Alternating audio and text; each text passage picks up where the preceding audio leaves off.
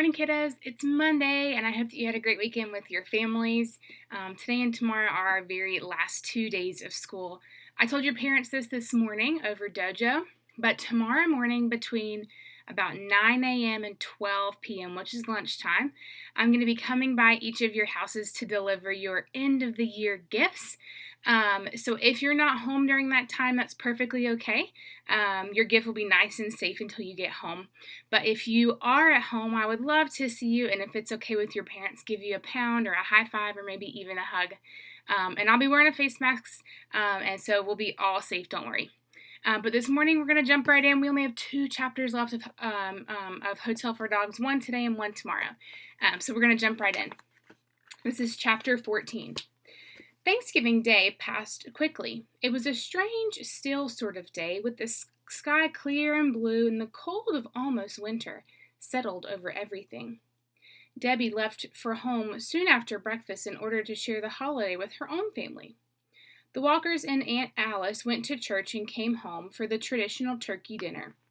Then Mr. Walker brought in some wood, and they sat together in front of the fireplace to enjoy the first fire of the season. There was no sound from the dog hotel. Preston must have settled down at last. Andi whispered to Bruce in one of the few private moments they had together. He looked really at home there when I sneaked over this morning to take the dogs their breakfast. Everything's too quiet, Bruce said. It's like the quiet before a thunderstorm. It's a getting ready sort of feeling. His stomach felt sick and queasy under its load of turkey and dressing and cranberry sauce. The projector cord is gone out of the outlet. I looked over there after church. It won't be long now before Jerry brings his father over here, and they'll talk to Dad, and the whole story will be out. So remember, Jerry was trying to find out about the dog hotel. And so they went over and used a projector, which remember we talked about was like a camera that shone a picture onto a wall. And they tried to trick him that it was Red Rover's ghost, but they almost got caught, and so they had to run away really fast. I don't think so, said Andi confidently. Just having a cord won't tell them where it came from. They'll guess how the ghost trick worked, but they won't know who did it. If they do come over, all we'll have to do is act like we don't know what they're talking about. The projector is smashed, said Bruce. Do you think Dad's not going to notice that? Especially when the cord's torn out of it and a matching cord is turned up in the Gordon's wall. Stop worrying, Bruce. It's Thanksgiving, and we have so many things to be thankful for. Andi would not be depressed. The plan worked perfectly. Just hearing Jerry scream, wasn't that worth anything? Help, a ghost, she giggled. And Dad's going to be working right here in Elmwood. Think how cool that is. We'll be close enough to keep up the hotel. Imagine if we had to move again halfway across the country. What would we have done with the dogs? I guess you're right, Bruce said, and he tried to feel thankful. But the cold waiting feeling stayed inside him. All the rest of the day he fought it, but by nightfall it was still there, as solid as ever. Something, and not a good something, was going to happen. When the something did occur, it was the next morning. Andi knew about it first. The doorbell rang just as she was carrying her cereal bowl to the kitchen. It's probably the man from the real estate agency, said Mrs. Walker, drying her hands on a dish towel. When I talked to him on Wednesday, he said he'd be over first thing this morning, but I didn't know it would be quite this early. You mean you're going to look at houses? Andi asked her. We sure are, her mother said happily. Aunt Alice is wonderful, kind, good, and generous, but you can't imagine how happy I'll be to have a house of our own again. The man from the agency was named Mr. Crabtree. He was short and bald with a black mustache and a very decided manner. Let's see if I have your requirements correct, he said in a businesslike voice as he drew a sheet of paper from his briefcase. You want a living room and a family room with a fireplace, at least three bedrooms, and a big backyard with trees and flower beds. That's right, Mrs. Walker said, and if possible, we'd like it in this neighborhood. I'd hate to make the children change school again. Mr. Crabtree frowned. Well, that makes things a bit more difficult. Most of the houses I had listed for you to look at are in other school districts. There's one, though, the Brower place, which might be just what you're looking for. Would you like to see it now? Yes, indeed, Mrs. Walker said eagerly. I'll get my coat. Can we take your car? My husband has ours at work. We won't need to drive, Mr. Crabtree said. It's right down the street. It's... What? Andi felt a sudden chill sweep over her. "Oh, Mom, no, we don't want that house. It's old and shabby and the yard's all overgrown." "Houses can be painted," Mrs. Walker said, "and grass can be cut, and I like old houses. They have a nice feeling to them. Besides, how convenient it would be to live close to Aunt Alice. We could visit her every day, and she'd never feel lonely again." "Mom, no, please, let's not go over there." Andi was almost weeping. Her mother looked at her very confused. "Of course I'm going over there. Why shouldn't I?" "Really, Andi, this isn't at all like you. Don't you want to come with me? You've never seen the inside of that house either." "I don't. You can't." Andi whirled and went tearing down the hall. "Bruce, Bruce, where are you? Bruce, the thing you were scared of, it's happened." Bruce was in the den, trying to study. He glanced up when his sister came rushing in. One look at her face was enough to drain the color from his own. "What is it? What's happened?" He was out of his chair in a minute. "Who was that at the door? Mr. Gordon and Jerry?"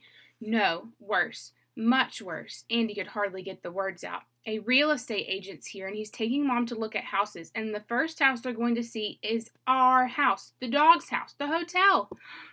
"Oh, no." Bruce was down the hall and out the door like a bullet. By the time he had reached the sidewalk, he knew it was too late. His mother and Mr. Crabtree were already standing on the front steps of the hotel, and Aunt Alice was with them. Mr. Crabtree was just putting a key into the lock. "It's a roomy house," he was saying. "Just the number of rooms you're looking for. The people who owned it had to leave suddenly. I think their son had some sort of problem and just couldn't adjust here." "Mom!" Bruce shouted, and his mother turned to wave at him. "Come with us, dear," she called cheerily. "We may be getting our first look at our new home." It's too late, Bruce," Andi said as she caught up with him. "It's too late to do anything now except pray." Shoulder to shoulder, like prisoners going to face a firing squad, they followed their mother and Mr. Crabtree into the familiar brown house. The moment they were in the hallway, Aunt Alice started sneezing. "How odd," she said. "If I didn't know better, I'd think there was animal hair around here someplace. I feel just the way I do when, achoo!" "Bless you," said Mrs. Walker. "Perhaps it's dust, although it does look clean, doesn't it, for having sat empty for so many months?" "This is the living room," Mr. Crabtree was saying. "Hardwood floors, you'll notice. The master bedroom is on the first floor also, if you'll just follow me."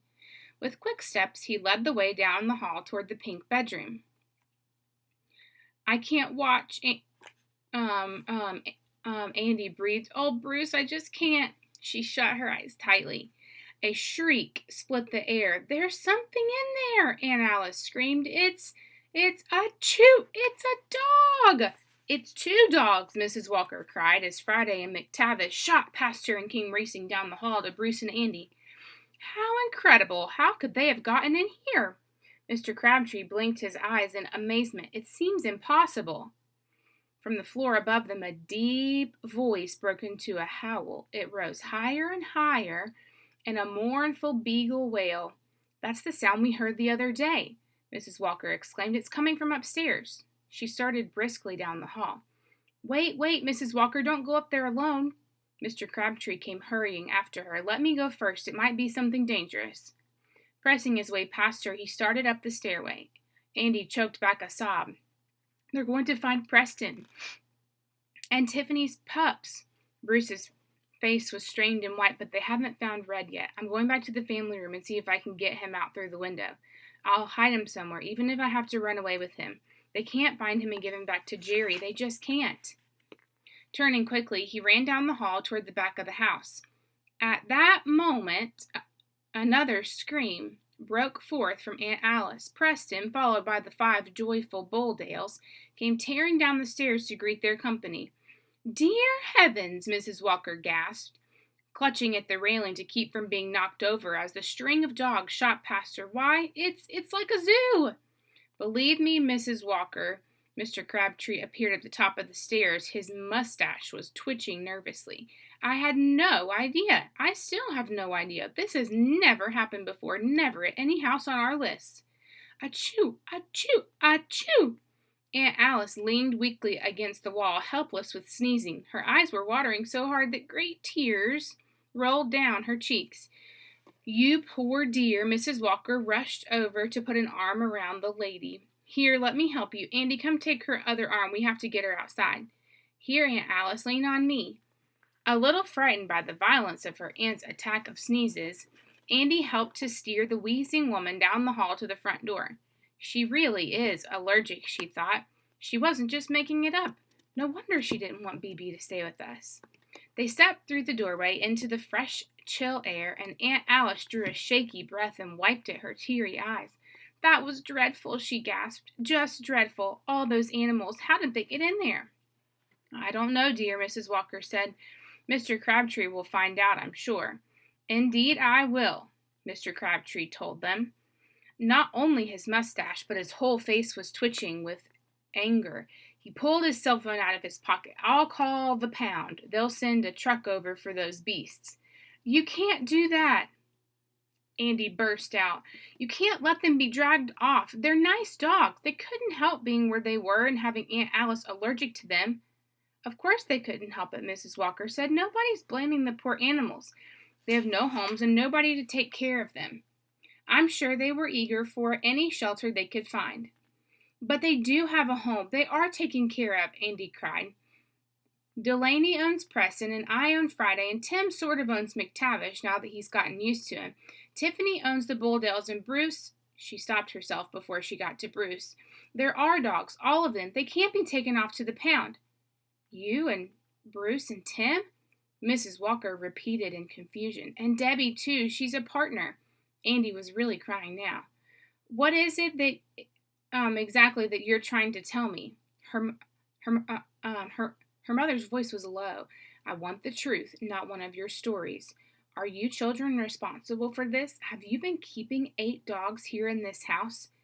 I think the count is 9, a man's voice said quietly.